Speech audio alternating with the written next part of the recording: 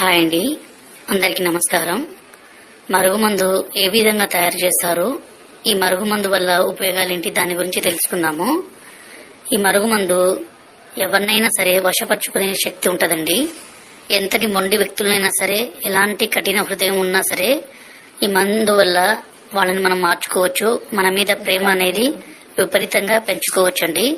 మనను ద్వేషించే వ్యక్తులు కూడా ఈ మందు మనం పెట్టినా చాలండి, వాళ్ళు ఇంకా మనం వద్దంటే కూడా మన వెంటే రావాలి. మనం లేకుంటే ఒక్క నిమిషం కూడా ఉండలేరండి.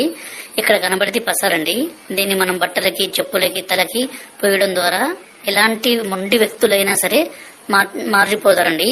అలాగే దీని పక్కన పౌడర్ అండి.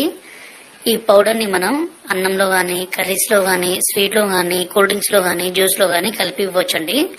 ఈ మరుగుమందు వల్ల ఎలాంటి చిన్నపాటి సైడ్ ఎఫెక్ట్స్ కూడా ఉండవండి. ఎందుకంటే స్వయంగా మేము తయారు చేస్తాం కాబట్టి.